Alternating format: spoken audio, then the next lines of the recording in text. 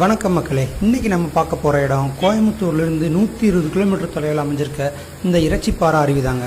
கேரளாவின் காஷ்மீர்னு சொல்லக்கூடிய காந்தலூர் போகிற வழியில் தாங்க இந்த இறைச்சிப்பாறை அருவி அமைஞ்சிருக்கு.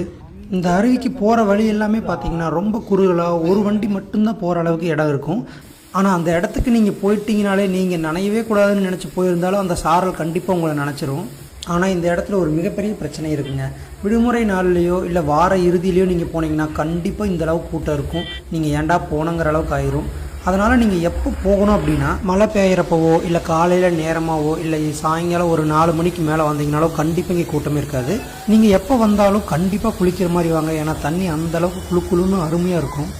நீங்கள் வாடகை வண்டியில் இங்கே வந்திருந்தீங்கன்னா பரவாயில்ல, ஆனால் உங்கள் சொந்த வண்டியில் வந்தீங்கன்னா இங்கே வந்து நிறுத்துறதுக்கு இடம் ரொம்பவே கம்மியாக இருக்கும்.